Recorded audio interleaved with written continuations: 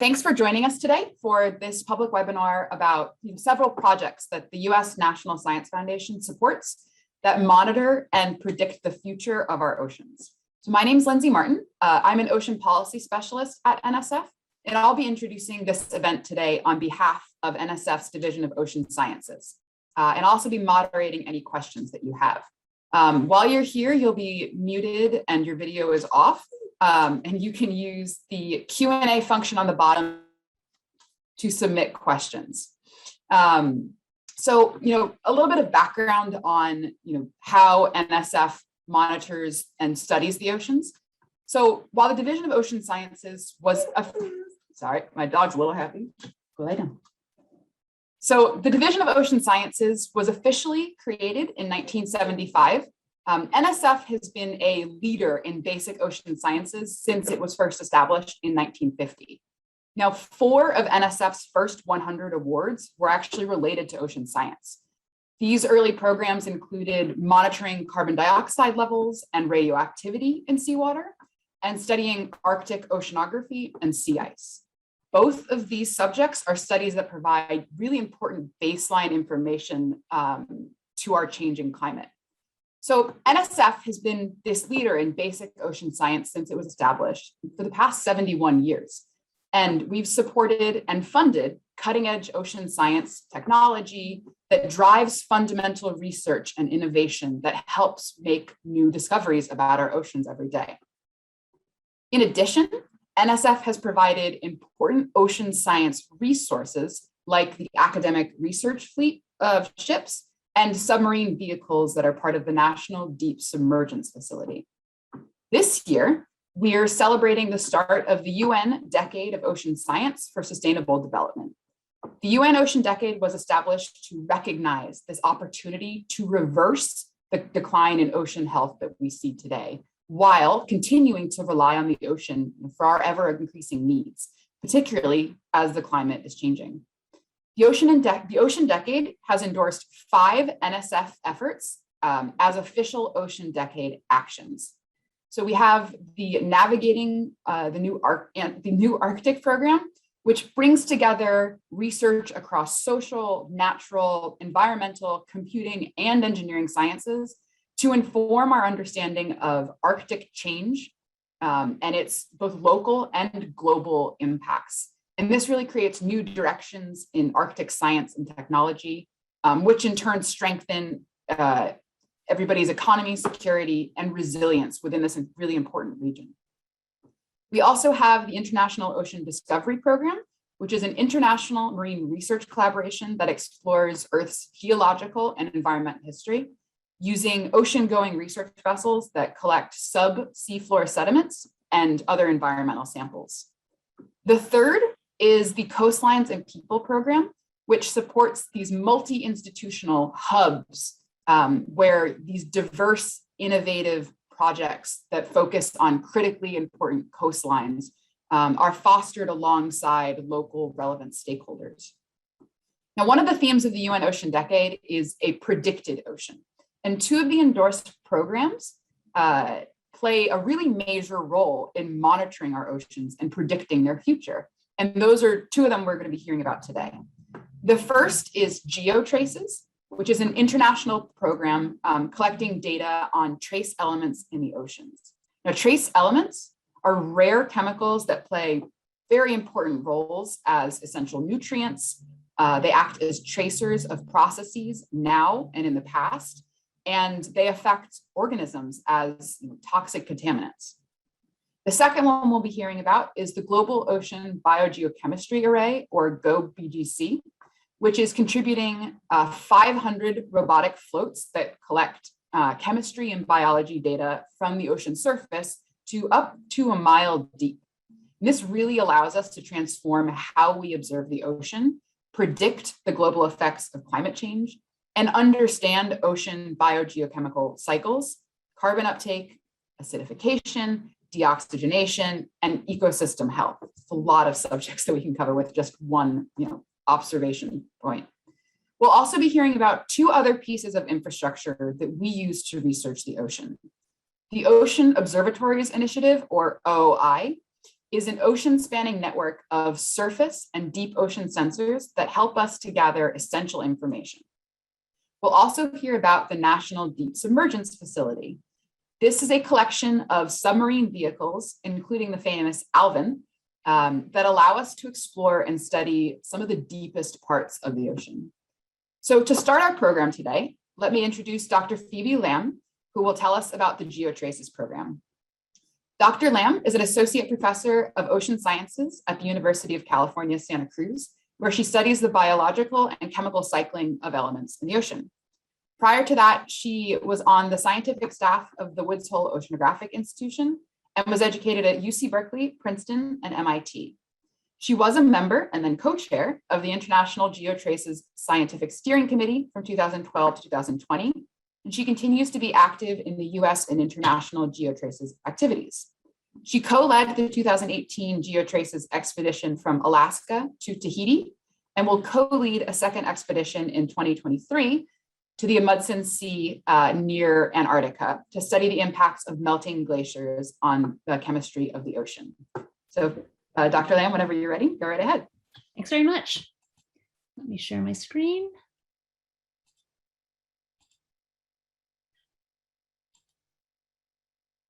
Okay, well, thanks very much for having me, and I'm thrilled to be telling you about the GeoTraces program. So the GeoTraces program is an international study of sorry, let me just change my windows here. Sorry, it's an international program whose mission is to map the distribution of what we call trace elements and isotopes in the ocean. So a trace element is, just as Lindsay said, just an element that is found in minute quantities, but just because it's small concentration doesn't mean it's important. So I'm going to tell you a little bit about why these elements are important and why it is that we're measuring these in the ocean.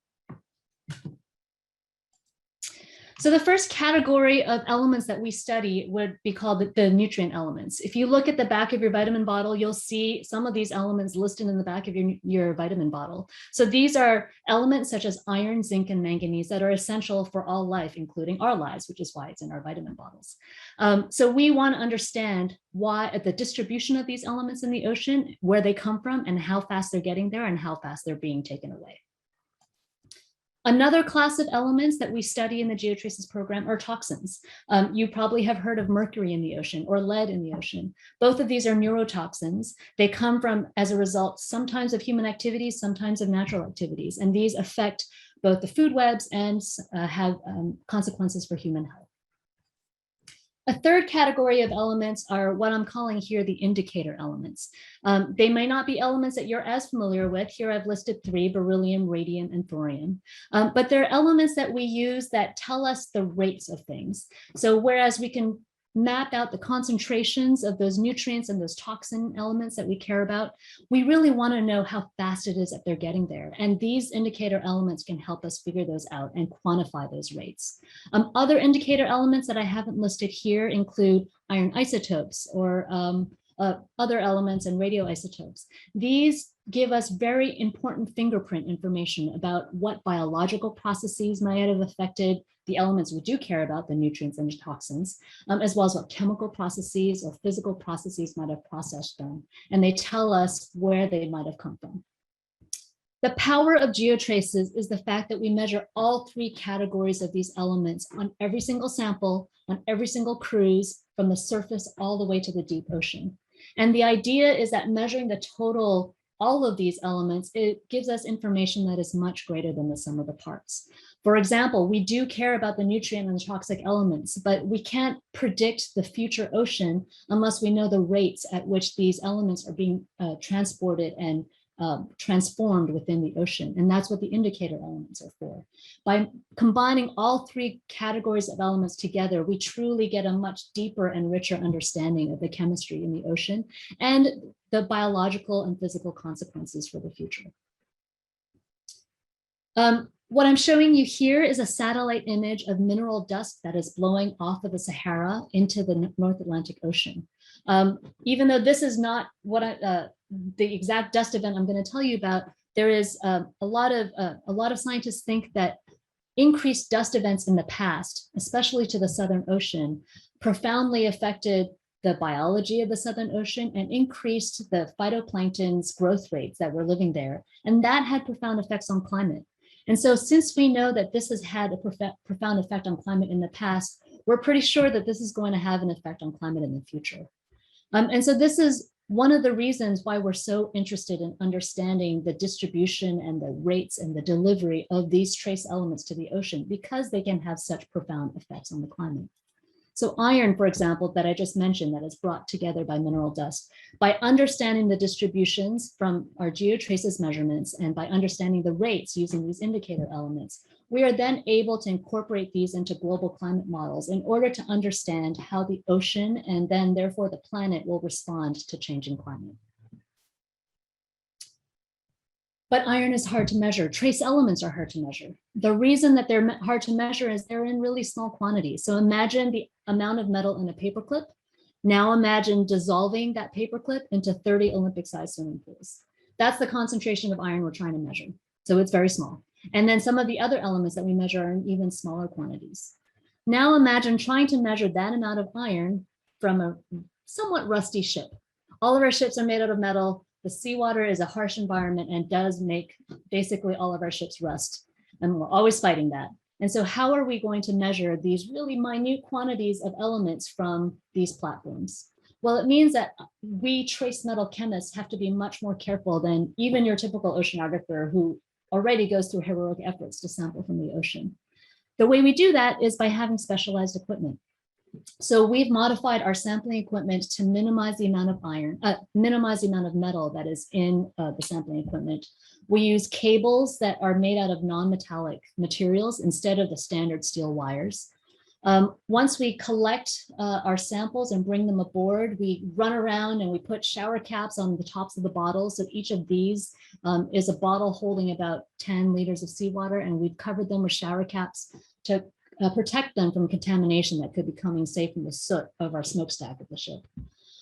That's still not clean enough, because once we've covered it, we still want to get it into an even cleaner environment. So then we take these bottles off. Each one of these bottles contains water sampled from a different depth in the ocean. We carry it into what this is, a lab clean van. And so this is a container that has been modified to become a lab, that has been further modified to have almost no metal in it, and has been further modified to have only filtered air blowing into it, so that we have a very clean environment with no rust and no internal sources of contamination.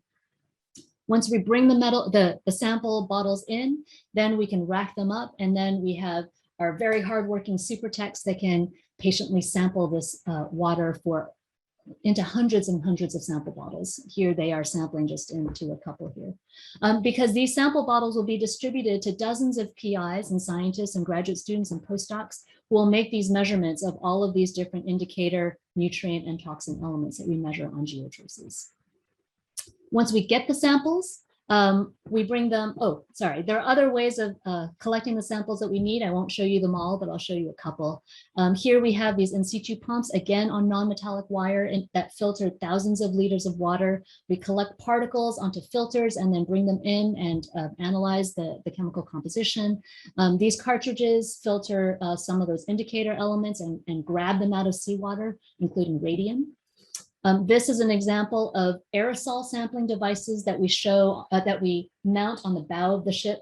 They only turn on when there's clean air coming from the ocean, and they turn off when there's smokestack air, for example, that's blowing towards them. And so this is how we can collect aerosols in the atmosphere, which is one of the main ways in which trace elements can get into the ocean, as I showed with that satellite image of the dust.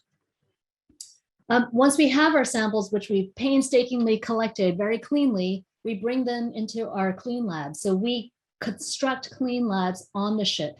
We use this plastic sheeting material, and we create these bubbles.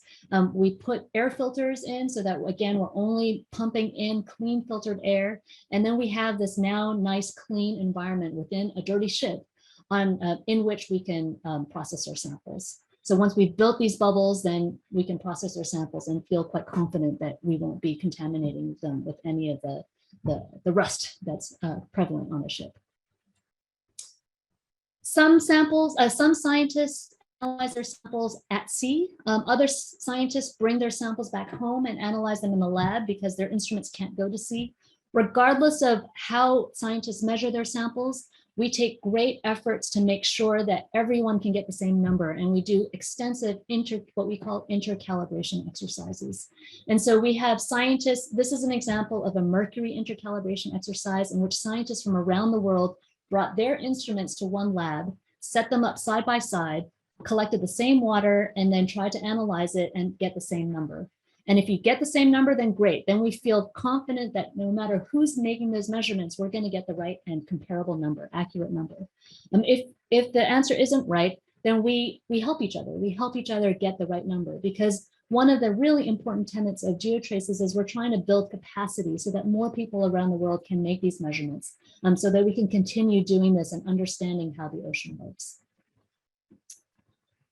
And this is an international effort. We've got scientists from 35 nations involved, from every inhabited continent in the world. We have to make sure that the data from one country is comparable to the data from another country, because we're going to ultimately, and we are ultimately putting together all of this data into a single global atlas that is freely accessible to everyone. And it has to be a global effort because no single country can do this alone. These measurements are painstaking. It's hard to collect the samples, it's hard to measure the samples, and no single country has the resources to do it. So we need to leverage the energy and the know-how and the resources from all these different countries in order to cover the globe. This map shows you the transects, the lines in which we are crisscrossing the ocean with in order to sample for geotraces. The yellow lines, the yellow and the black lines show you the transects that we've already completed, and the red ones show you the ones that are still to come. We've done over 100 cruises so far with research vessels from 19 different countries. I just wanted to highlight the cruises that the US GeoTraces community has accomplished with US vessels. We've done cruises in the North Atlantic, in the South Pacific, in the North Pacific, in the Arctic Ocean, and we will be doing some in the South Pacific and in the Antarctic in the coming years. We are going to all places all around the world, and we are sampling in regions of the world experiencing rapid climate change. So for example, in 2015, three nations mounted GeoTraces expeditions to the Arctic, including Canada, Germany, and the US. And we all went to the Arctic at the same time because we wanted to cover the entire Arctic, and we wanted to get a view of the entire Arctic in that year. We also had this great opportunity for two of the ships to actually meet. So here's a photo of the US ship, the Healy, and the German ship, the Polarstern, meeting at the North Pole. We happened to get to the same place at the same time. This was about halfway through our 2-month voyage. And so we got to meet each other. We got onto the ice and visited each other on the other ship. These were the first people that we saw that weren't the people on our ship in a month. And so it was a really nice morale boost to see our colleagues. I even got a spare part. I had an instrument that was broken on my ship, and I got a spare part from my colleagues on the German ship. Besides being this great morale boost and great photo opportunity, it also had a very important scientific function, because this was the perfect intercalibration where we could both sample from the same place using different platforms, different instruments, different analysts, different instrumentation, but we brought the data together to make sure that they were comparable, and they were, and those data will be coming out in our next data product release, which is just in a couple of months. So despite this happy historic meeting, though, there were constant reminders that climate change was happening. This was the first time that a US ship made it to the North Pole by itself. In the past, US ships had made it to the North Pole before, but they had to have 2 ships in order to have enough fuel to break the thick ice. But because the ice had been melting so quickly, it was thin enough that a single ship could break it, and we were able to make it ourselves. So it was a bit of a dubious, sort of bittersweet accomplishment, and a reminder of what we're up against. Our science also showed that the climate is changing. One of these indicator elements, radium, was found to be 2 times higher in concentration in 2015 than just 8 years prior. And radium is one of these elements that comes from the coastal zone. And the idea was that the ice had melted and retreated so far from the coastal zone that there was a lot more wave action that was stirring up chemicals from the sediments, including radium, including other things like iron, and bringing those chemicals into the center of the Arctic.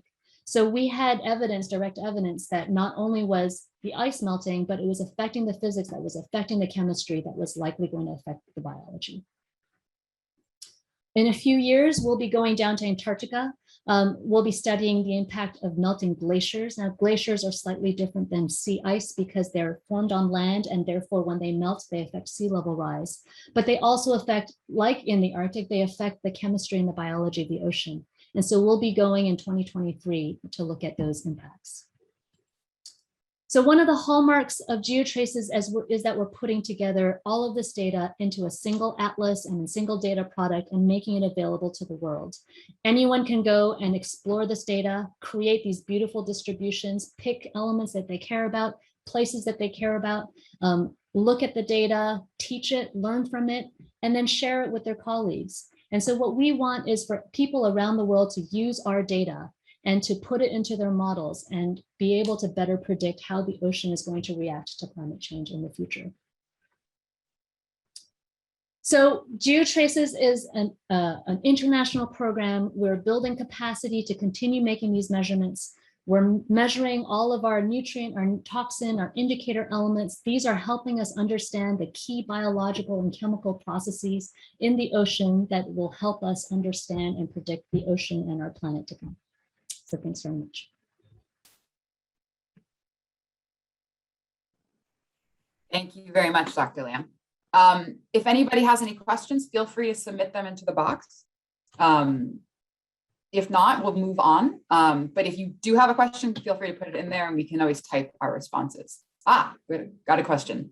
So aside from climate change, what other areas of application does the GeoTraces program have? Lots. GeoTraces also helps us understand just the basic functioning of how the world works, how the ocean works. There are a lot of processes like the circulation of the ocean, the way the biological production works, the source of these nutrients to the ocean, that just allows us to understand the functioning of ecosystems, both coastal and the open ocean, in all sorts of different places. And the measurements that we make in GeoTraces really just help us understand the functioning of the earth, the function of the ocean, and that allows us to, if you have interest in fisheries, for example, this will help you understand the base of the food web and how that is set up. If you have interests in circulation, some of our measurements are helping us understand the circulation better. So there's lots of basic and also applied consequences to our research. Good to know. One more question. How can early career researchers in marine geochemistry who are new to GeoTraces, so with no existing networks, how can they join these research projects and potentially participate in future cruises? That's a great question. We are always looking to train the next generation. So the first great probably the best thing to do is to join our email list. Go to geotraces.org. You'll find lots of information there. You could sign up for the email list. We have summer schools for people who are new to the program. They can learn about the techniques. They can learn about the science. If you are an undergrad thinking about going to grad school, look at the research that's happening and think about going to grad school to learn about these things. Contact us. If you're interested in doing this research, look at the research that's happening, who's writing these papers, and just send an email. We're always glad to invite new people into our network. Great. Thank you very much. I think there are a few more questions in the box. I'll let you type those answers if you want. We're going to move on to our next presentation. So let me introduce Dr. John Trowbridge, who will be telling us about the Ocean Observatories Institute. Dr. Trowbridge is the principal investigator of the OOI, which is funded by NSF and maintained in a partnership of the Woods Hole Oceanographic Institution, University of Washington, Oregon State University, and Rutgers University. He currently serves as president of the board of directors of the Northeastern Regional Association of Coastal Ocean Observing Systems, which is a component of the Integrated Ocean Observing System. He's previously served as chair of the Department of Applied Ocean Physics and Engineering at the Woods Hole Oceanographic Institute, and his research interests include coastal physical oceanography, coastal engineering, and ocean observing. So without ado, go ahead and take it away.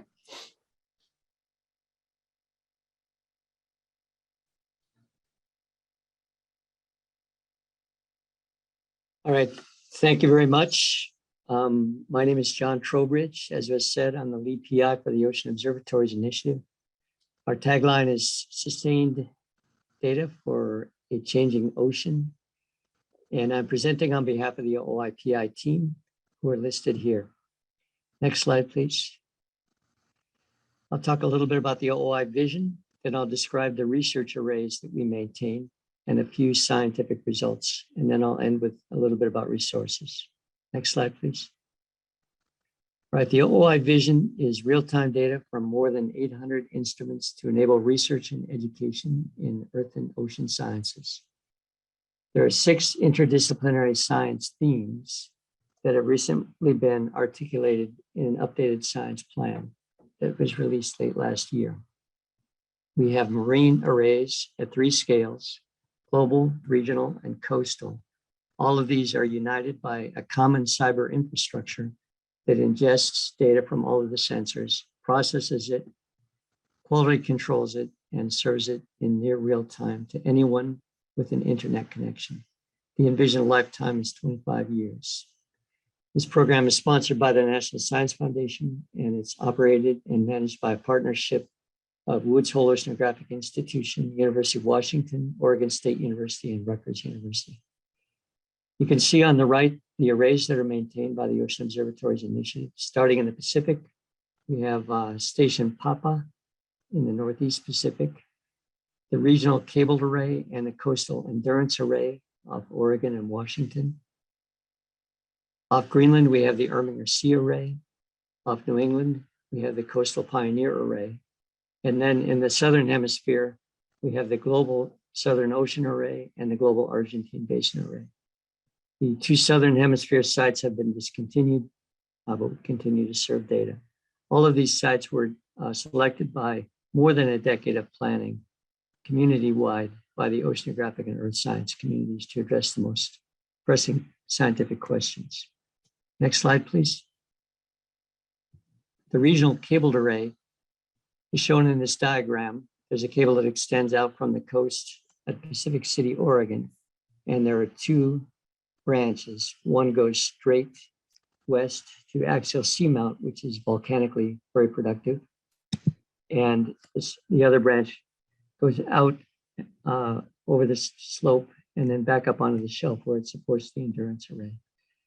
There are 900 kilometers of fiber optic cable that provide power and bandwidth for 2-way real-time communication and data flows. This is like having a laboratory capability on the seafloor of the ocean.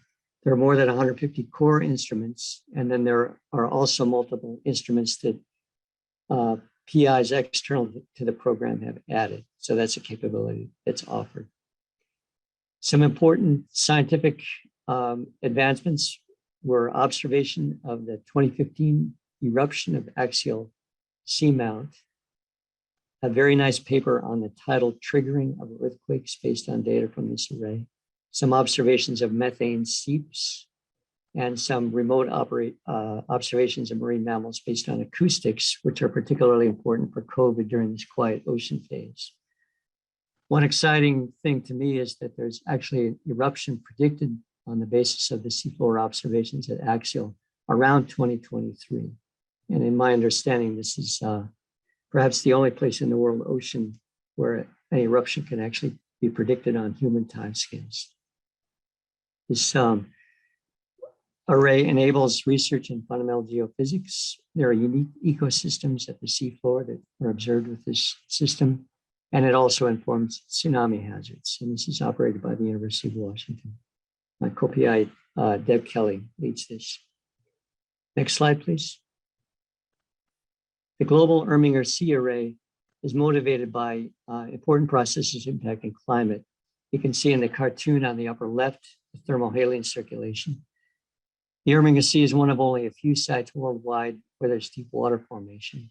This is caused by outbreaks of cold air from the Arctic that cool the ocean water rapidly and cause it to sink and take the northward flowing warm water, turn it into deep water that then flows southward and feeds this complex thermohaline circulation that regulates the ocean climate. It's been hypothesized that this deep water formation might change or even cease because of the melting Arctic, which creates a competing effect of fresh water, which is light. And therefore, this is an important place to observe for decades to understand this phenomenon. The other phenomenon of particular importance is shown in the cartoon on the bottom left. This is CO2 sequestration. There are plankton blooms that are formed during the summer by the intense solar heating. There's an opportunity for CO2 exchange between the atmosphere and the ocean. But then in the wintertime, there's deep mixing that takes the particles downward. And so it's this competition between the bloom in the summer and the deep mixing in the winter that determines whether it's a net source or sink for carbon from the atmosphere. The array is shown on the right. You can see there's a surface buoy that has air-sea flux instrumentation to measure the air-sea transport of heat, momentum, moisture, and gases. And then there are moorings and vehicles in the water column. And all of these data are transmitted back to shore by satellites in near real time for processing and data delivery.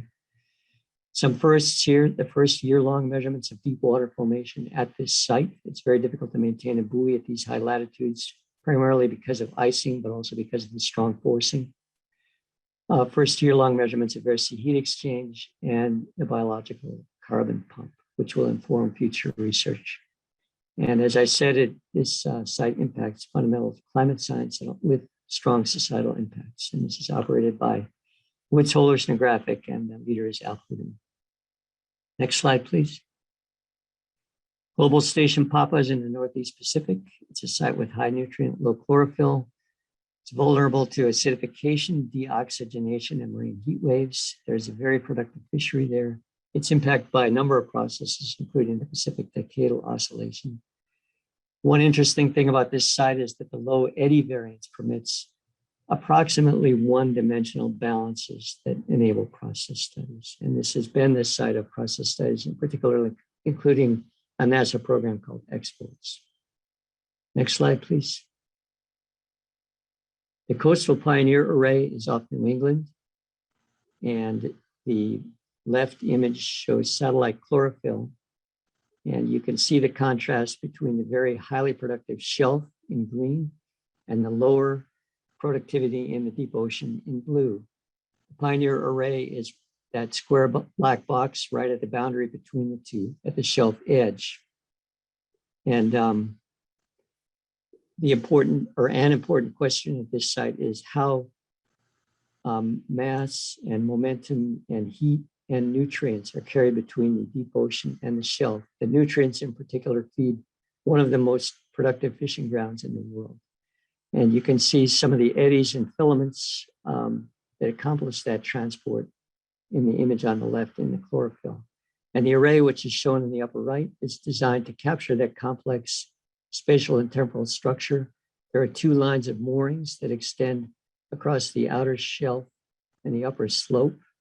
And those moorings measure the water column properties as well as the air-sea transport.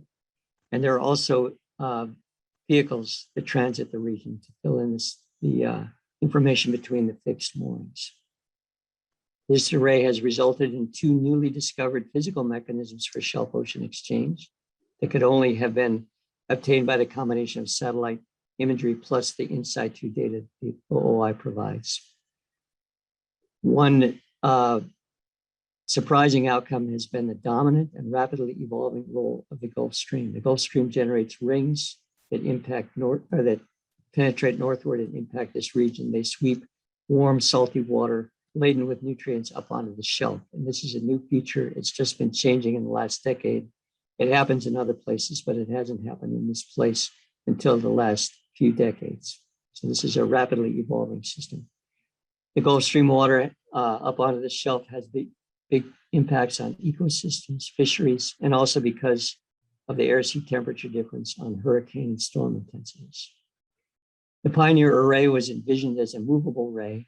It's been at its present site since 2014, and it's scheduled to move to a new site just north of Cape Hatteras in 2024, where it will be reconfigured to address a new set of questions. Next slide, please. The Coastal Endurance Array is off Oregon. You can see the array schematic on the right. There are two lines of cable moorings, one north of the Columbia River, which is the largest outflow of fresh water on the Pacific coast of the US, and one south of the Columbia outflow. In addition to the mooring lines, there are gliders that transit the water column. All of these data, again, are transmitted back to data in near real time by satellites. There are important processes, including ocean heat waves, hypoxia, and ocean acidification that have been observed by this system. There have been new insights into the proper interpretation of satellite measurements based on the in situ measurements that have been provided. And there are numerous impacts: the Columbia River, California currents, winds, forcing, El Nino, and the Pacific Decadal Oscillation that impact these places. This is operated by a combination of Oregon State University and University of Washington. Next slide, please. We have a number of resources. First of all, the fundamental thing that this program provides is data. So there's data access on the OOI website, oceanobservatories.org. Also on this website, there's a list of the publications that have been enabled by OOI data. And you'll see that people around the world are using this data from multiple countries on 5 continents, from numerous academic institutions. So this is a place where you can find out about the science that's been done in addition to accessing the data. There's a help desk function, help@oceanobservatories.org. Our primary mission is scientific, but third parties have been taking OOI data and using it for education. I listed 3 here: University of Washington, the Data Lab program at Rutgers, and then the Project EDDI program at Carleton. All provide educational modules of various kinds, primarily focused on an undergraduate education that can be used to inform the next generation about important oceanographic processes. The National Science Foundation has funding for OOI-related conferences and training, and you can find that on the NSF website. We have a presence on social media, and there's a discourse platform on our website where we can communicate with the community. Next slide, please. That's the end of my presentation, and I'll be happy to answer any questions. Thank you. Thank you very much, Dr. Trowbridge. We have a question coming in from the Netherlands. So in the Northeast Pacific, there's also the ONC Neptune array. This person's wondering if Station Papa communicates with that system. Station Papa is pretty far offshore of the Neptune array. So there's no, the Neptune cable does not extend out that far. But there's certainly scientific collaboration between the OOI program and the Neptune program, which is managed by Ocean Networks Canada.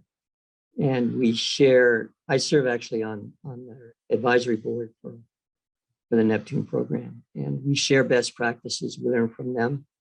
And we share data, and we sometimes share shipboard operations. For example, our gliders are sometimes managed by Ocean Networks Canada. That's great. It's a perfect example of the international collaboration that has to happen when you're doing ocean research. Another question coming in. So how do you plan to carry developing countries along with this initiative? It seems that this area it's new, but it's also very resource intensive.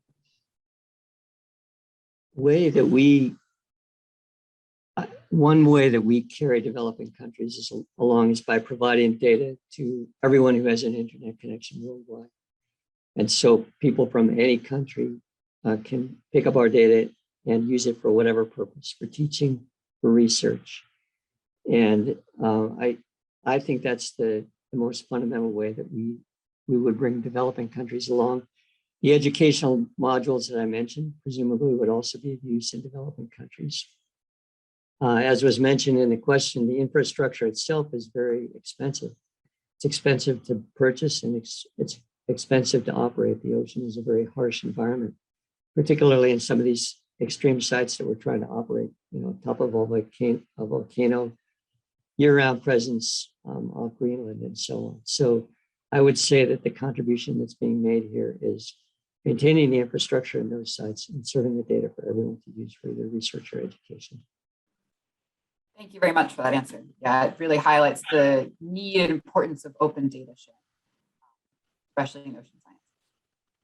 All right, well, thank you very much. Our next speaker is Dr. Joellen Russell, who will be talking about the Global Ocean Biogeochemical Array.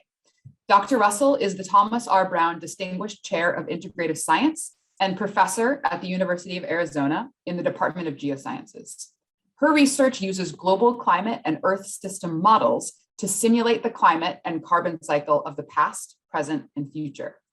She currently serves as co-chair of NOAA's Science Advisory Board's Climate Working Group. And before joining the University of Arizona, Dr. Russell was a research scientist at Princeton University and NOAA's Geophysical Fluid Dynamics Laboratory. Dr. Russell actually grew up north of the Arctic Circle in a very remote fishing village and has actively been working towards her current position since the age of 12. And she can't believe that she gets paid to work on this biggest challenge of our time, climate change. So with that, please take it away, Dr. Russell. Thank you, Lindsay. That is exactly true. I am so delighted to get to talk to everybody here about this amazing work that my colleagues and I have had the opportunity to basically press forward on these boundaries. It is so important and so exciting. And I just want to remind everybody, pale blue dot time, this is planet ocean, right? We are a blue planet. 72% of the Earth's surface is water. It's our ocean. And it's been very inaccessible for much of human history because you can't just walk on out and check out a rock now, can you? And so we've been working really hard as oceanographers, as a community, both in the US and in international collaboration to try and get a handle on what is changing about our oceans. And what you're seeing right now, that is not satellite data. This is a simulation. And to quote the acting chief scientist of NOAA, Craig McLean, if you like your weather forecast, thank an oceanographer. This is FV3, the latest and greatest from the National Oceanic and Atmospheric Administration. And this is the model that predicted whether or not you needed to bring an umbrella this morning. In my case, whether or not my kids could play outside because they might get heat stroke here in Tucson. No, it's really true. And things are getting warm in here. With all of the increased CO2 that we're adding to the atmosphere, where is it going?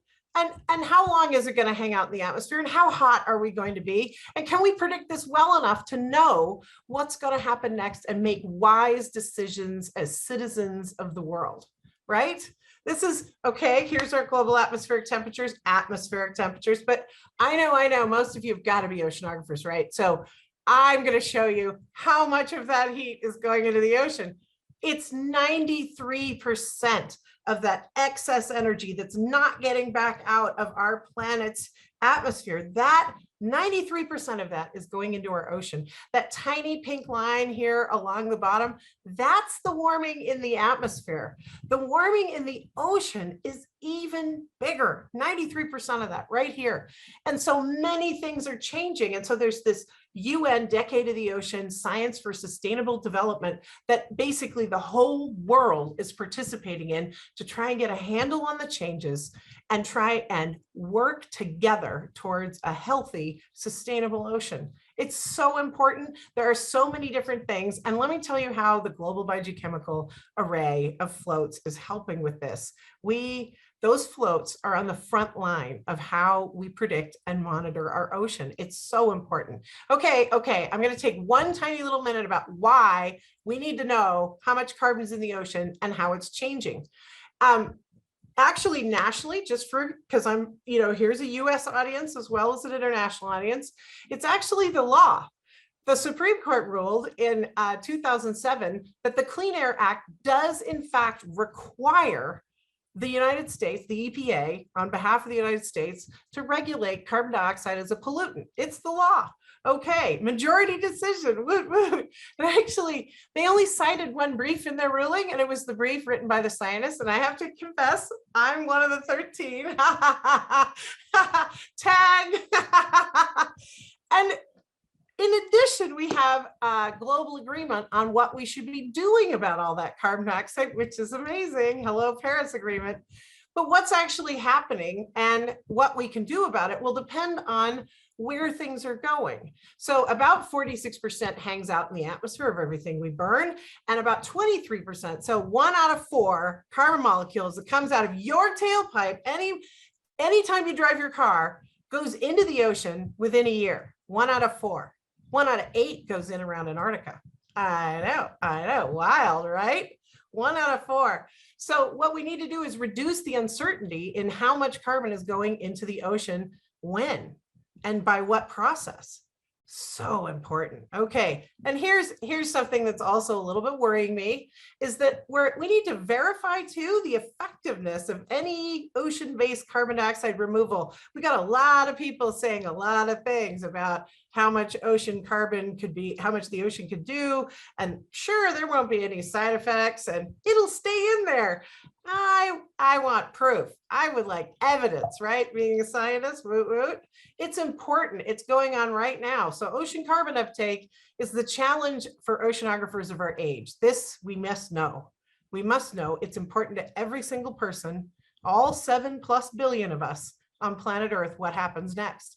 And we have to do it in a changing environment. We can't just assume the ocean's sitting still and go visit it with a ship every once in a while. It just won't work, because I don't know if you can see behind me, that's a simulation based on winds and ocean carbon gradients of how much carbon is going in or out of the ocean at any given minute. Can you imagine how hard it would be to get the budget given all of that mess and this increasing winds? Everywhere it's red is where there's increasing winds. Yeah, the whole thing. And that's driving deeper mixing. And this is this fantastic paper by J.B. Salley. Basically, everywhere it's blue is where the mixed layers are getting deeper in the ocean. I know, shock, and like, oh boy, we better get on this, right? And I'm just showing it to you again. This is air sea carbon flux and the wind vectors, which you can see on top of it. Red is where it's outgassing, blue is where it's ingassing. And this is done a NASA visualization, Shara et al. From 2020. Gosh, isn't it gorgeous? And this is what we're trying to do, is move from just our ships, which are critically important, as Phoebe was telling us all, so important, this work. They take months. My longest cruise is 56 days away from my family, out in the ocean, working 12 hours a day in, day out, every second you could put into getting more measurements, because this is your only shot to get them, right? You got to move. It's so important, but it's hard and it's dangerous. And there aren't very many of us. There are only, HEU tells us there's only about 6,000 research PhD level oceanographers in the world. 6,000 out of 7+ billion people, and we're responsible for all of this. I know, it's crazy. And thank goodness the NSF is here to help us get there and get it done. So this is the measurements from SHIP from 1999 to 2015. Look at all the white space. There's a lot of white space. And if this is what's going on, how are we going to get there? Robot floats. That's how we're going to get there. And this is Argo. This is the physical temperature, salinity, pressure measurements made by Argo floats starting in 2004. What an extraordinary increase in the number of measurements. And we've got biogeochemical ones with pH, nitrate, oxygen, and chlorophyll sensors, optical sensors on them through the Southern Ocean Carbon and Climate Observations and Modeling Project, which is primarily funded by polar programs at the National Science Foundation. Thank you to, if you like your forecast and you want to know what the ocean carbon uptake is, thank Peter Mill and Polar Programs, because this is what we're doing with the money that they invested in this kind of awesome research. So it isn't just temperature and salinity, it's also these other sensors. And this little animation about how the floats actually work. It's really exciting. And I want to show you just how many people are involved. And yes, if you go to the SOCOM website, you can actually check out, we're kind of the pilot project for the global biogeochemical array, which is now funded just this last October by the National Science Foundation. It's through their mid-scale research infrastructure project. And it's so exciting, but I want to show you. So SOCOM is like the pilot project through polar programs for the Southern Ocean. And we're going to talk more about the global array, because although the Southern Ocean is important, and everybody who knows me knows how obsessed I am with that ocean, but the rest of the ocean is also critically important. And so the expansion of this array so we can do a global budget is the coolest thing ever. Don't take my word for it. I'm going to show you. All right. So, okay. I wanted to actually show deploying the floats in case there are people here who don't know how much work it is to get one of these CTD arrays over the side, fill up the bottles. Phoebe did a good job of describing how much extra work it is for all of the trace people who can't get anything dirty. But for all the rest of us, just regular oceanographers, it's still a lot of work. So you put that array over the side, you go all the way to the bottom, which is an advantage that we don't have with the floats because they only go 2 kilometers, not all the way to the bottom, although there is Deep Argo coming online, which will help with that. But they don't have chemical sensors yet. So because crush depths, are a big thing, but all of this work where you pull the water back to the surface and make all these tiny little measurements, et cetera, it is hard. It is super hard work because this is and there is my student Becky, who's now a postdoc and research scientist at the Geophysical Fluid Dynamics Laboratory. Look at her muscling that puppy into the water. Okay, 2 days of ship time can get you about 4 profiles. And it costs about $100,000. The same one of these biogeochemical floats costs less than $100,000 and will do 250 profiles. 250 profiles for the same 100 grand instead of 4. Now we need our ships. And if I could get enough ships to do enough measurements, I would absolutely do it. But they're very, very expensive and we don't have enough of them. And frankly, since the Cold War, we keep mothballing our ships and we don't replace them. So that was never going to work. So here are the deployments for SOCOM just from 2014 to 2020. You can see we started out with 0 of these biogeochemically censored floats. And ta-da, the global array of biogeochemical floats has now been funded by the National Science Foundation. I cannot tell you how thrilled I am. Look at all these beautiful stained glass window people who made it possible. You have no idea how hard they had to work to get this done. All over the country, they have been working. It is amazing. Oh, my favorite people. Okay, and here's where we are, like this month. Okay. We have 410. Not all of them have all the right sensors. All the NSF ones do, but there are others that have been put in by our international partners, some of which don't have all the sensors. And this was us in Villefranche in France, actually hammering out what kinds of sensors would be on these floats as we collaborate with our international partners to get more of these in the water. And we're getting air-sea carbon flux from the floats. That's Alison Gray there and her first amazing paper showing all of these float trajectories and how we are watching in real time our planet take up that carbon, our ocean take up that carbon. We're also watching carbon come from the deep ocean. You can see in this one coming up to the surface, spiraling upwards. And you can see all of the red dots over here is actually outgassing of carbon from our deep ocean. The rot of ancient ages is coming to the surface through that increase in wind. It's very scary. I really hope we choose as humans to target one of those lower trajectories because I'm worried about the feedbacks from our ocean if we don't. We're assimilating all of that data into what was the physically based Southern Ocean State Estimate, and now the biogeochemical Southern Ocean State Estimate, where data assimilation of all of this biogeochemical data nudges us towards truth, towards real time. It's so exciting, from which we can do forecasts. This is projections published in Nature and Nature Geosciences on the importance of wind and meltwater for the observed chemical and physical changes in the Southern Ocean. We've already improved the models. I know, woohoo, look at this. Gangbusters. And if we don't improve the models, this is what happens. The new AR6, the brand new models that just came out that have just been written about by the IPCC, there is a 100 petagram of carbon difference in how much the Southern Ocean takes up of carbon over the next through 2100, which is only 80 years from now. And that's equivalent to 50 ppm in the atmosphere. Can you imagine how important it is to get this ocean carbon uptake right? It's more important than how much we burn, almost. I'm really quite serious. So we've made progress towards near real-time carbon accounting by improving our ocean system. We didn't have a Supreme Court ruling. We didn't have an international political agreement. We didn't have carbon observing satellites. We didn't have Earth system model prediction. We didn't have carbon sensitive floats. Yes, we didn't. Now we have all the pieces.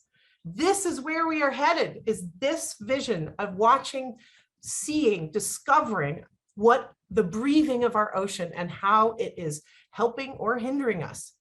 And so what comes next? We're going to continue to build out this carbon observing and prediction system. We're going to complete implementation of near real-time carbon accounting.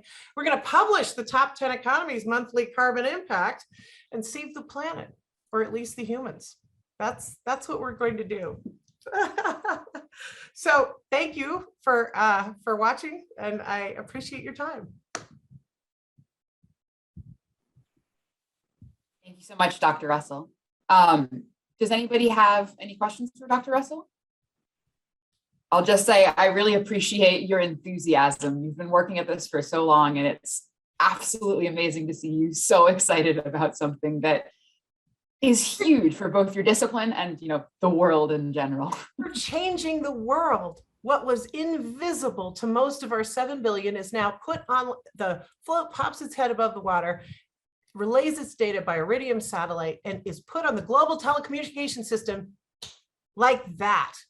Not informing our operational centers, informing our ocean forecasts, our weather forecasts, and eventually we'll be informing our carbon accounting. Here we go. This is how microsensors and better batteries help us change the world and put us in the driver's seat. What information that helps us make wise decisions about that vast, vast ocean, which most humans have a really hard time imagining how important it is to us, every single person. So yes, I have my dream job. Thank you very much. Yeah, and just, I absolutely loved going to sea when I was doing that, but those ships cost a fortune to operate and they just don't cover that much space. So these remote sensing options and, you know, floats are absolutely amazing. So we've got a question. Oh, yes, no, go ahead. Go ahead. People don't realize that the law of the sea is why floats. They'll all say, well, why don't you just get an AUV or something? One, they're way more expensive and they don't last as long and they require more people time, right? But two, the law of the sea says if you drive it into somebody's exclusive economic zone, you need a permit every time. But if it drifts in, it's legal. Hello floats, and hello the UN, UNESCO, and the IOC approving this. These floats and these sensors are approved for use by the International Oceanographic Commission. So the whole world has agreed that this is important information and they're willing to let all these float operate, and we freely share every bit of the data to help the whole world. Again, yeah, that open data is really important. So one of the questions, so in terms of, you know, geoengineering and how this can inform geoengineering, are these measuring by carbonate measurements, you know, carbon sinks? No. About how deep are they going? They're going 2 kilometers, which is most of the active ocean. Full stop. Second, they are, we're doing inventories basically, because we assimilate all this data into ocean models, and that then allow us to do near real-time budgeting, say, or forecasting with initial conditions. So essentially what we're doing is reducing the uncertainty and using every scrap of data, whether it's the nitrate sensor or the oxygen sensor, the pH sensor, which gets us to the carbon system, salinity, temperature, and then the optical sensors that help us with the validation of the chlorophyll measurements that we're making from space, because you do need some in situ data to really be sure you're looking at how much biomass, right? How much of that is actually carbon and not just an quote unquote optical illusion. That actually ties in really well to the next question, which is, are are you using satellite data in partnership with these floats to kind of complete the picture, the global picture? Of course we are. In fact, this data is what is we're using this to do observing system design. We think we need more wind measurements. The surface vector winds that are required to do the kind of simulation you see behind me we're only getting basically two. We've like set between the international community, they've basically phase locked all of our scatterometers together. So we're only getting about 2 measurements per day per location. If you see these great big huge storms behind me, that's not enough. We need at least 4 in order to really capture the nonlinear effect of these big storms on that deep ocean carbon that may be outgassing. And everybody knows, right, that carbon dioxide went up in the atmosphere even under COVID conditions. The lockdown didn't slow it down, which means our natural feedbacks are kicking in. I don't know about you. I have kids and I'm scared. I think we need to do this sooner. The science must accelerate to get in front of the change. And right now, even with all we're doing, it's not going fast enough. I really wish Congress would give you a whole bunch more money to do this, National Science Foundation and NASA and NOAA. Please, please, please. We promise we'll put it to good use. We'll never say no to an increased budget.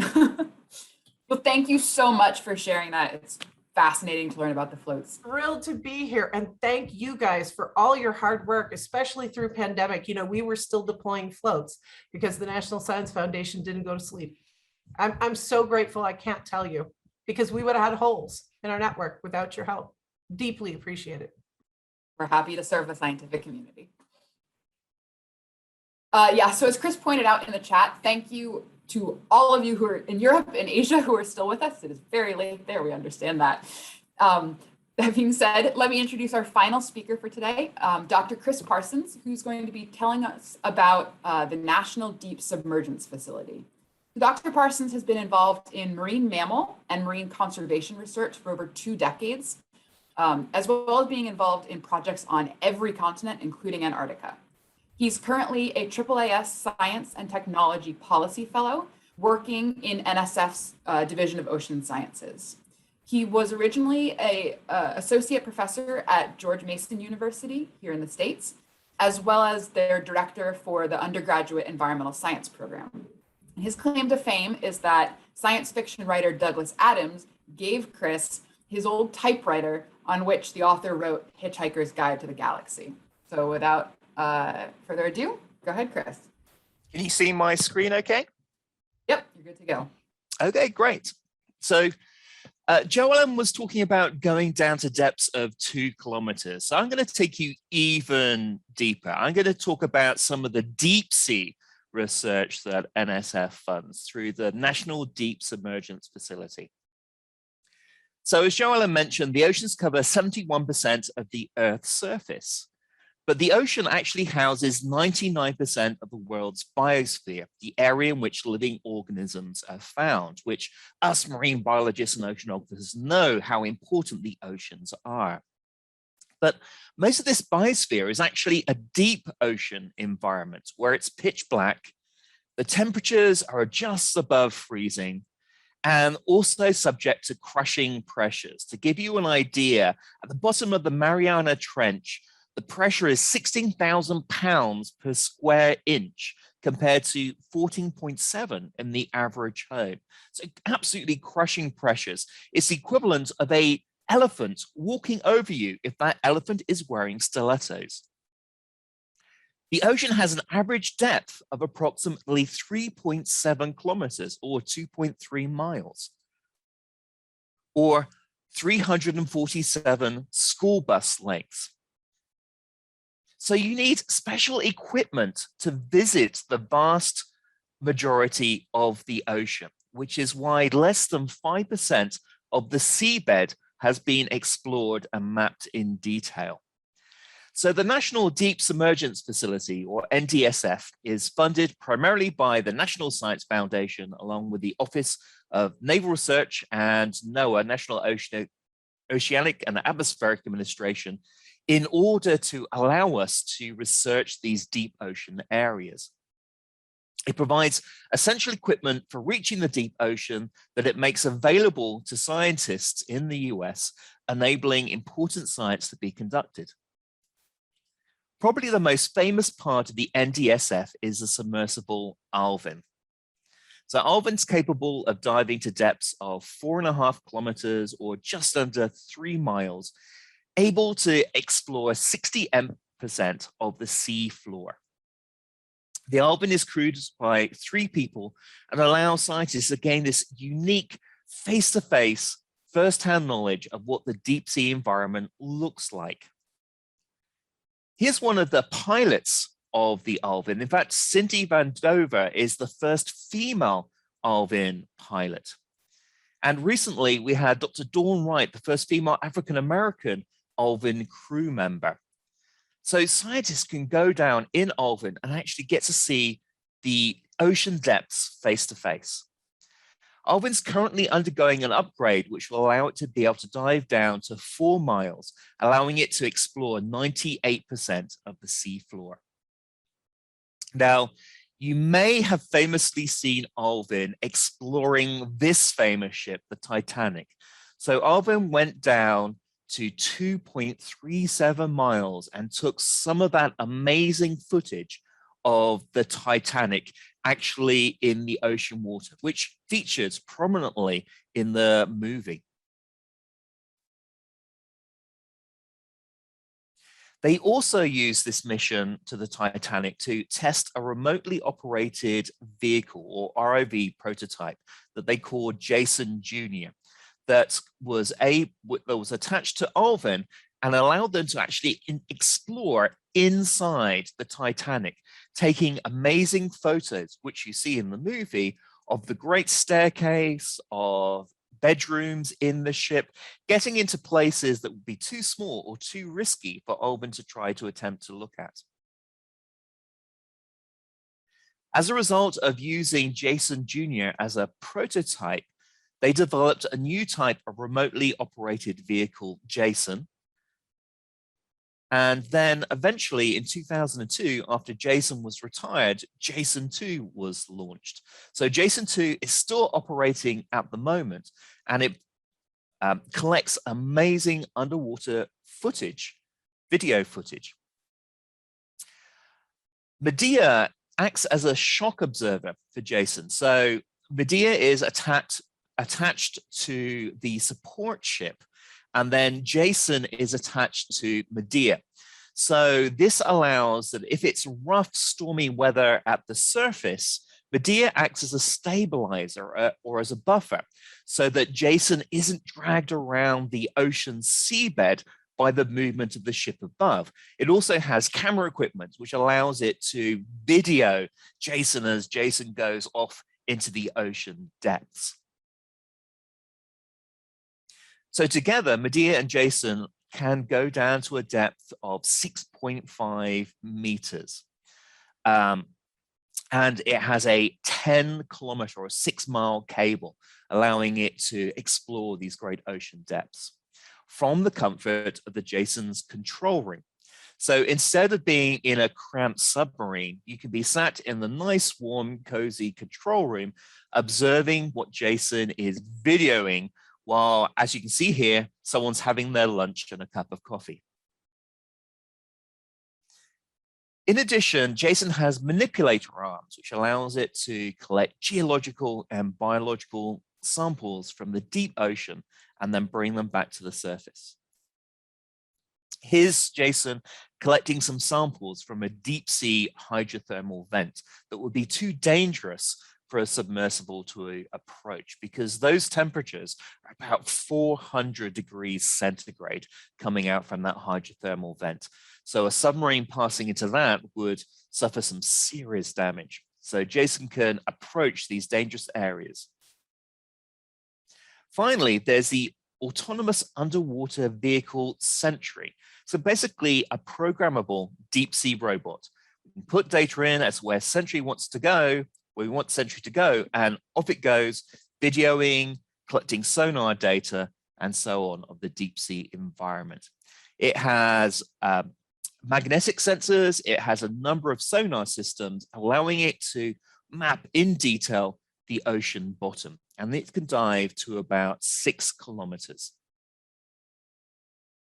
One of the important projects that the NDSF was working on recently was highlighted when they discovered evidence of drums of the toxic pesticide DDT that had been dumped off the coast of California. Now, there was a permitted dump site that these drums were supposed to be placed in, but basically they discovered that they were just illegally casting off these drums into the ocean willy-nilly, and sometimes even shooting the drums with machine guns, filling them full of holes so that they would sink, leaking out DDT. So Century surveyed the ocean bottom, discovered these drums, and then Jason went down to collect samples of the contaminated seabed around these drums to check that it was indeed DDT. They discovered that many of these barrels had been broken open or showed signs of leakage, and they even found bullet holes in some of the drums because, as I mentioned, this was one way they got the drums to sink. They shot them with machine guns. Now, the domestic use of DDT was banned in 1972 because of concerns about the impact of this pesticide on the health of humans and also wildlife, famously highlighted in the book by Rachel Carson, Silent Spring. But before this ban, one of the largest producers of DDT internationally was based in Los Angeles County, California, and they were allowed to dump DDT waste off the coast of California. And they dumped between 2,000 and 3,000 barrels of DDT-related waste every month at sea for 20 years, totaling approximately 1 million gallons of contaminated waste each year. The NSF-funded discovery found that there was wide-scale DDT contamination of the deep seabed over a 3,000 square kilometer area, with levels of DDT and associated chemicals up to 160 times greater than the levels at which toxic effects may occur.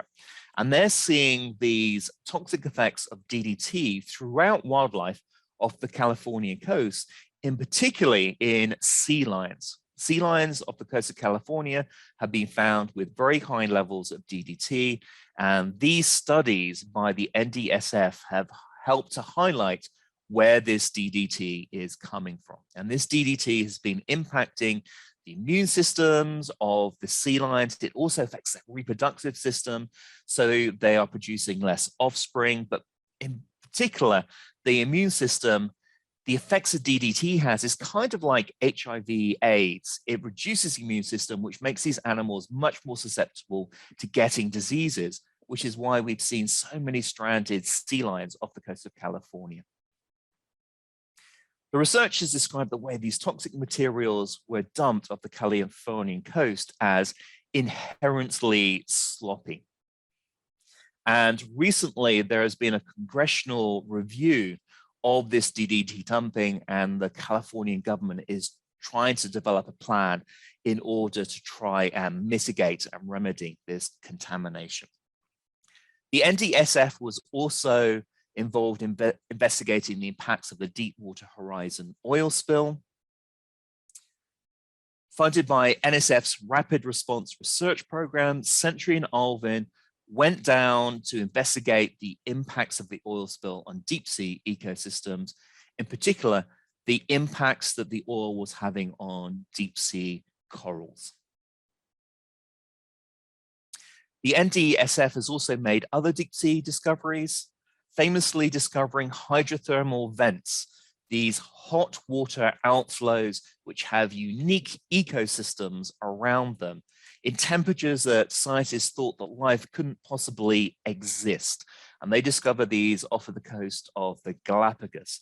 Now we know that there are hydrothermal vents in various parts of the world. And in fact, NASA has been very interested in this research, sometimes borrowing Alvin and the equipment of the NDSF, because they think that this might be a way that life could possibly exist on other planets in the solar system.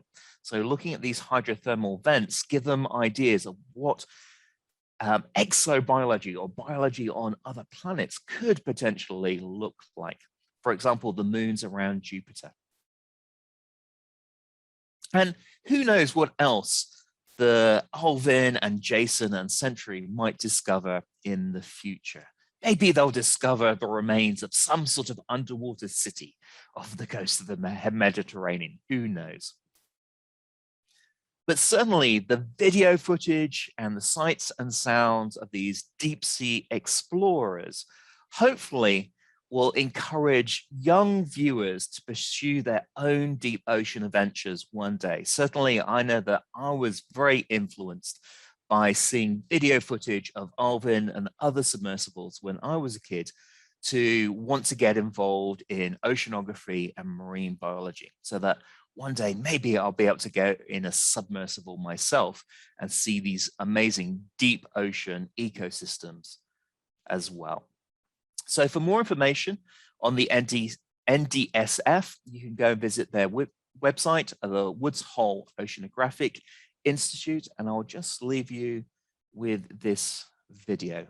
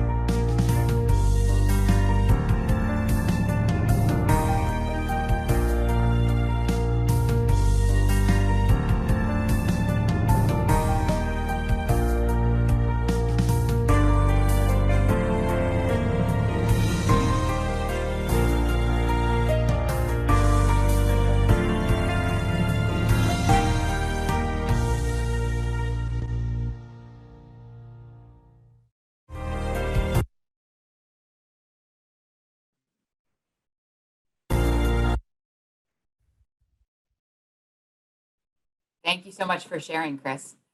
We've got a few questions, one of which I'll provide some context to. But the first one, so this is something you're well versed in, I know.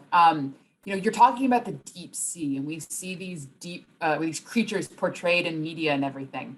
Are they real? Do they actually reflect what's down there? And a second follow-up question to that is, like, if you go down, how safe are you actually in those subs?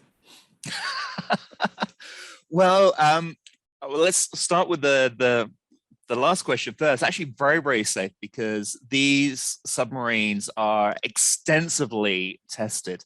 You're basically sitting in this really, really thick titanium ball surrounded by the rest of the submarine. So even though they go diving down to, well, the Alvin will soon be diving down to 6 kilometers, they can actually go much, much deeper. So there's quite a big area of a margin of error there. So they can go incredibly deep. And, there are also submersibles now that can go down to the bottom of the Mariana Trench at 11 kilometers as well. And the things that we see on the TV in terms of the deep sea organisms, well, they definitely do exist. However, they tend to be quite widely distributed and very often are in this sort of patchy little deep sea oases. So for example, around hydrothermal vents, there'll be a lot of life there, and then there'll be not much for quite a distance. And then you'll find a carcass of a whale that has fallen to the bottom of the ocean, and that'll be surrounded by all sorts of deep sea organisms like hagfish and sleeper sharks and a variety of different species. So there's a lot of ocean down there, and there's lots of really cool, weird species. But for a lot of the ocean bed, it's things like crinoids and brittle stars and urchins and flatfish and things like that. And occasionally in the deep ocean, you'll find these amazing weird things like gulper eels. Although one of the highest amounts of biodiversity in terms of the oceans are what are called lanternfish. And they are found a couple of kilometers down, and they migrate up to the surface at night, and then they go back down into the ocean depths during the day. So they actually make up a huge mass of marine species.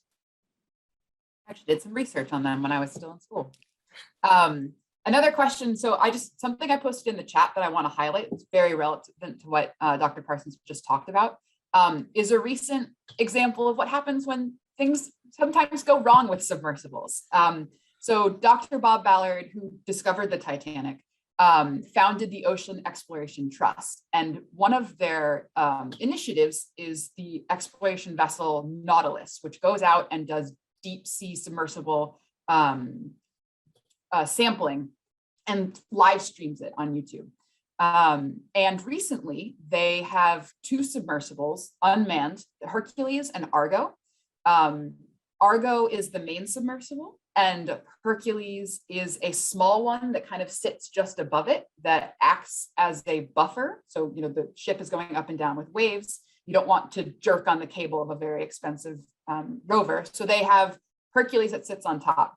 And something went wrong during one of their missions, and it actually sunk to the bottom of the seafloor. Luckily, there were nearby ships at the time who had their own submersible, who were capable of showing up within 2 days. They knew exactly where they were. They launched Jason, so Jason 2, one of the ones that Dr. Parsons just mentioned, and recovered it very well. And they're in the process of repairing what needs to be repaired.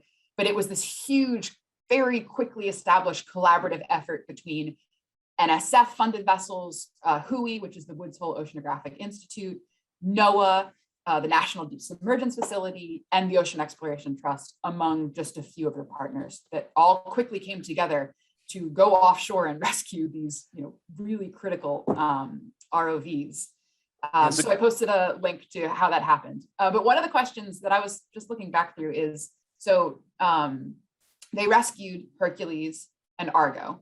Jason also has its own mini float called Medea that sits above it. And the question is whether they used Medea or not on that dive. And I'm struggling to, I don't think they did. I don't recall any widescreen footage of the rescue. And I watched the whole thing, when they pulled up Jason, I don't remember them pulling up a smaller submersible first. Chris, do you remember? Yes, I don't know. I know that we have a link on NSF Twitter about the rescue, but I'm not sure if they use both. If they use the entire system, then the entire sort of 10-kilometer cable, then they do use both. So I'm not sure about that, I'm afraid. Have to look that up. What I just posted is a video that the Nautilus team put out that kind of summarizes what happened during the rescue. So you don't have to watch the several days worth of footage that they originally recorded. As Joellen mentioned, there's only about 6,000 oceanographers. So it's a pretty small community, and like everyone knows everyone. Oh, we actually that's part of the collaboration. We just had confirmation from one of the NSF program officers who's in charge of infrastructure and facilities that Jason was working in single body mode. So Medea was not down there. Okay. Which makes sense because they were worried about entanglements. And it's one less thing you have to worry about. So thank you, Brian, for that. Another question that it's often stated that most of the life on Earth, so 50 to 80% of all species, are in the ocean. Do we have the studies, that reference or that show that this statement is true? And what more about the composition? So I think you mentioned lanternfish are a huge percentage of life that nobody really knows about. That's true. Yeah. In terms of biomass, the lanternfish are one of the highest amounts of biomass. And in fact, when they first started doing sonar studies, they saw this strange sort of false seabed that was showing up on the sonar was actually this thick, dense layer of lanternfish. In terms of mammals, the largest number of mammals are actually crab-eater seals in Antarctica, 50 million or so crab-eater seals. So in terms of the ocean, the amount of biodiversity in the ocean is actually quite incredible. We often hear about the Amazon and rainforest being really high in biodiversity, but now we're actually starting to study these deep ocean areas. We're finding some of these deep ocean areas are as biodiverse, or in fact more so sometimes, than the Amazon rainforest. So there's been a bit of a bias from all these studies in places that are easy to study, like forests and so on. Now we're actually studying the deep ocean. We're finding out quite how many species there are down there in areas where they thought life couldn't possibly exist. And as we study more, we'll undoubtedly find more and more species. Although, as I said, the really sort of deep ocean, the life is a bit spread out, but because it's such a huge volume, if you added it all together, it becomes really substantial. One last question, I think, to finish us off, and you can put your marine mammal hat on for this one. How much do you think we'll be able to learn about the lives of beaked whales in the future? So what technological advances do you think we need to better understand and protect these little known marine mammals? Really, really good point, because beaked whales often, to detect them at the surface, it's been calculated you've got less than 1% chance of actually spotting them at the surface, because they go up, they breathe, and then they just sort of hover about 20, 30 meters underneath the surface and then dive down. They've just discovered recently down to about 3 kilometers, which is really, really new data. And they've been finding out this because they've been able to go up to beaked whales and attach tags to them that have collected data. So I envisage that as these tags get sort of smaller and smaller, and they can put more and more electronic gear on, then we'll find out more about what they're doing under the water. I don't see why they couldn't have some sort of video type footage. They've tried this with sperm whales, where they tried to put video cameras on sperm whales. The idea being that maybe they'll get to see a sperm whale attacking a giant squid in the deep ocean. But what they found was that the sperm whales would just sort of stop and then just knock the cameras off because they were quite big and quite bulky. So as the technology gets smaller and the video, the types of video that we can collect get more sophisticated, so we could get low intensity light video collected, for example, I'm sure we're going to get really cool underwater video footage of beaked whale behavior in the near future. With these larger videos, you have to have lights on them, intense lights, in order to get the video footage, and that's going to change their behavior because they're basically swimming around with a big spotlight and you're not going to get natural behavior. So maybe they can put things in light frequencies that the whales can't spot, maybe like red light, and irradiate that, well, not irradiate, that's the wrong term to use, but sort of light up the surroundings, collect really cool video footage of what beaked whales and sperm whales are up to. So I can see that happening in the very, very near future because this tag technology is becoming really, really sophisticated now. Well, I guess I should say thank you very much to everyone who has tuned in and joined us. We've been recording this session, so we'll be putting the video up on the NSF website. We'll also be sharing it around to social media. And particularly thank you for all of those in East Asia, Africa, and Europe who are joining us in the middle of the night. Thank you very much for joining us there. And thank you very much for our presenters, Phoebe, John, Jo Ellen, and thanks to you, Lindsay, for introducing us. Have a great weekend, everybody.